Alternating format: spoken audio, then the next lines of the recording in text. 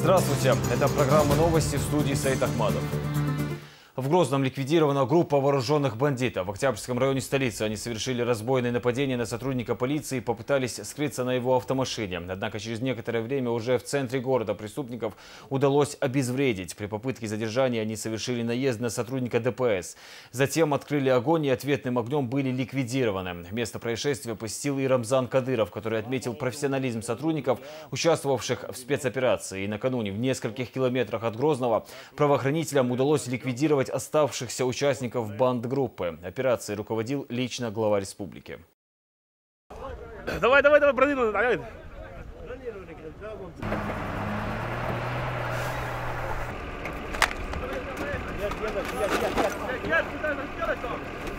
Всего за 2 дня уничтожены 7 бандитов, 4 задержаны, 3 из них находятся в больнице с огнестрельными ранениями. Их личности устанавливаются.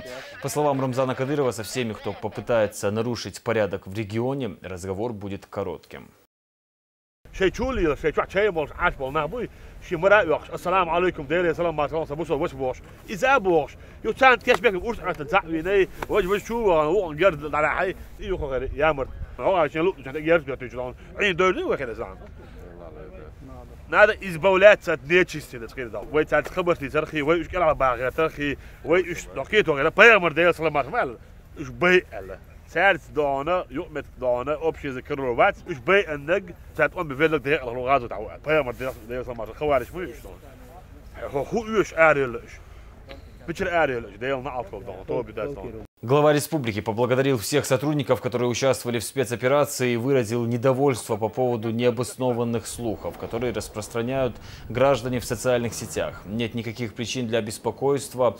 По информации МВД, операция завершена, ситуация находится под полным контролем правоохранительных органов. Все бандиты уничтожены, все службы работают в штатном режиме.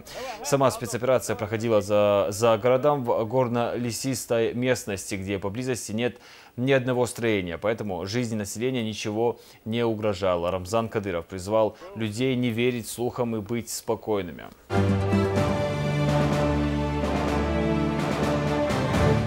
Дед Мороз на квадроцикле. До Нового года остается еще 12 дней, но подарки не заставляют себя ждать. Представители чеченского отделения клуба «Ночные волки» навестили детей из малоимущих семей в Аргуне. Для них устроили настоящий праздник. На этот раз сказочный дед не только порадовал, но и удивил ребят, сменив традиционные сани и оленей на железного коня. Изнаур Заурбеков продолжит. Вроде бы всем детям знакомый персонаж Дед Мороз, но сегодня у него вместо оленей упряжки квадроцикл. Представители чеченского отделения мотоклуба «Ночные волки» решили навестить ребят из малоимущих и многодетных семей Аргуна. Хоть таких гостей и не ждали, все же встречают их стихотворениями. Праздник мы встречаем, много наряжаем, вешаем игрушки, шарики и лопушки. Молодец, есть подарок. Дед Морозик.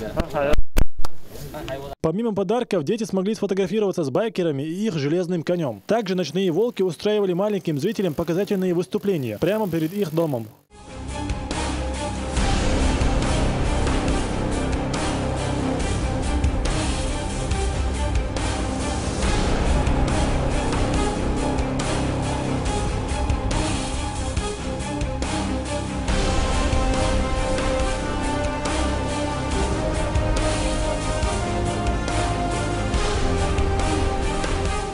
Дед Мороз на квадроцикле смог устроить для детей настоящий праздник. Родители также радовались тому, что в их доме уже воцарилось ощущение Нового года.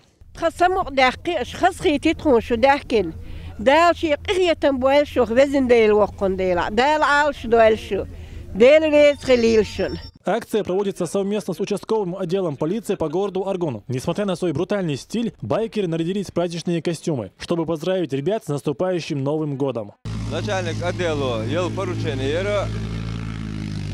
Аюб Охаевич Китаев. Туала, это Новый год, подарок бешен, подарок, халачар, подарок шлахаре, то поручение, туала, то организовательно. Подарок Чирова бешен, Ася совместно мотоклубу «Ночные волки» всероссийское отделение. Царцаны, тяги Алла, что бешен хасхитер дидер, подарок шума дас ёштер. Хоть Новый год и не наступил, ребята из малоимущих семей смогли почувствовать атмосферу праздника. В рамках акции подарки получили 32 детей. Из Наур, Заурбеков, Хважи Мунаев и Юсуп Успанов. Новости.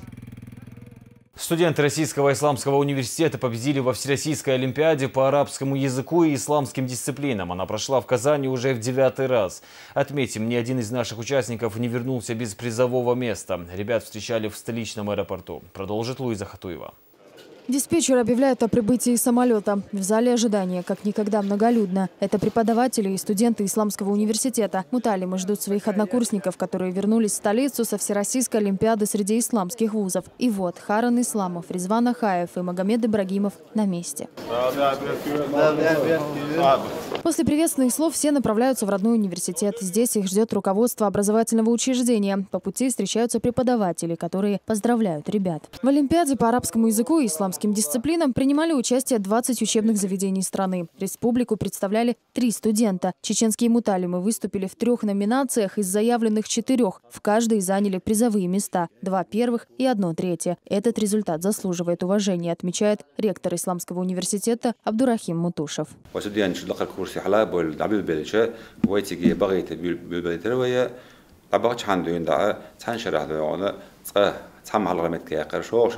يوقع عم يقرأ ساعات يقش دروية هوش ردوانه قصرازة أوقات قوي بريزيور خلا ودقة تندو ألجا وي عام در نق وشبنا بروسيس برنامج ودعوش كن باش بود وي كي دقيقش كن دارجوره علما سأدرش دقيقش قيتا قيتش روسي بتشاق جو يوش خيو شو إسلامسكي وش يقع شيخ ليش خيو لقمة حالة وحالات دون وخلا Целью конкурса было выявление и развитие способностей и повышение интереса к научной деятельности. Ребята признаются, волновались сильно, ведь представляли не только вуз, но и республику в целом.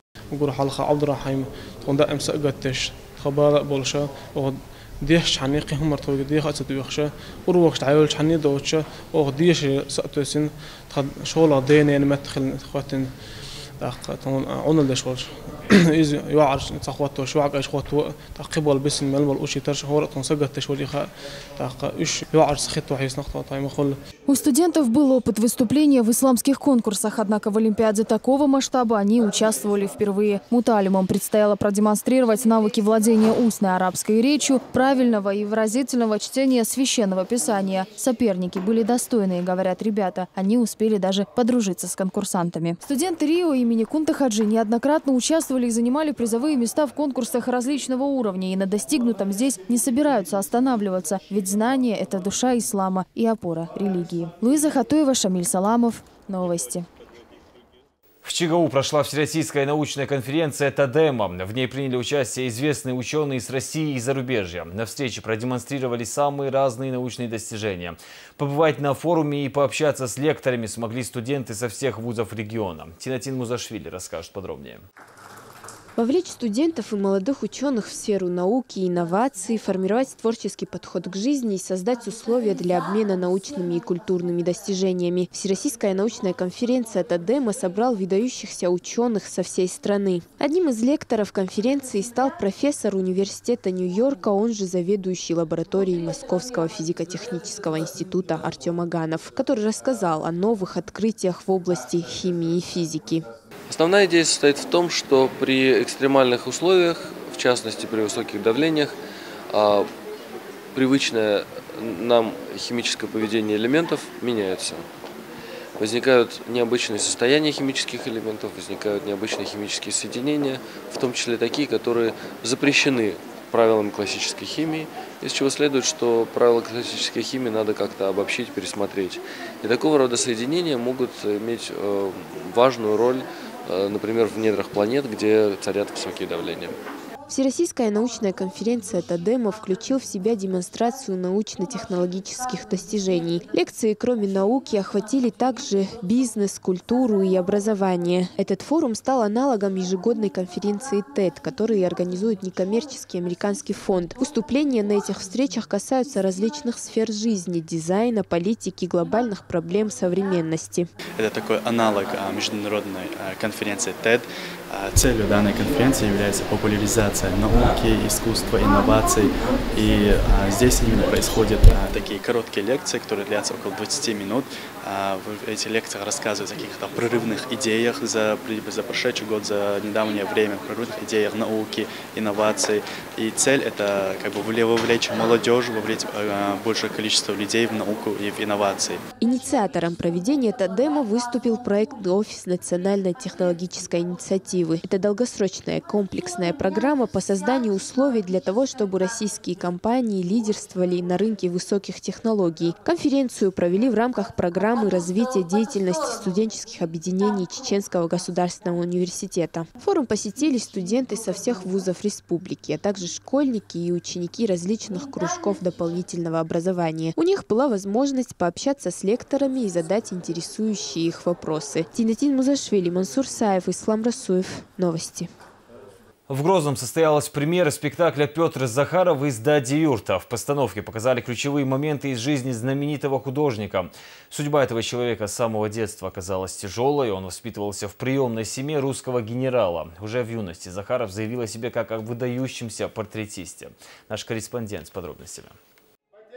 Художник Петр Захаров, чеченец по происхождению. Так его узнают в народе. Меньше чем за месяц в Государственном драматическом театре имени Хампаши Нурадилова подготовили спектакль о выдающемся личности. Сегодня премьера. Этот спектакль мы ориентируем на молодое поколение, потому что молодежь, а сегодня в зале находятся студенты нашего государственного университета, они, к сожалению, очень мало интересуются литературой. И художественные произведения, публицистика, исторические какие-то произведения, если мы будем инсценировать, снимать фильмы и об этих героях, то я думаю, что об истории этих личностей они будут знать лучше. Наверное, самое тяжелое испытание, которое выпало на его долю – лишение семьи и родины в раннем возрасте. И вспомнил я отцовский дом. Мужчины наши кругом в тени рассыпанный аул. А мой отец, он как живой, в своей одежде боевой являлся мне. И помнил я кольчуги звон и блеск ружья, и гордый, непреклонный взор и молодых моих сестер. Лучи их сладостных очей и звук их песен и речей над колыбелью твоей, над колыбелью моей. Дади юрт сравняли с землей. Однако главнокомандующий приказал армейским медикам сделать все возможное, чтобы спасти ребенка, который чудом остался жив. И в будущем генерал Петр Ермолов взял его на воспитание. Где в тучах прячутся скалы, где люди вольны, как орлы. И в час ночной, ужасный час, когда гроза пугала нас, я убежал.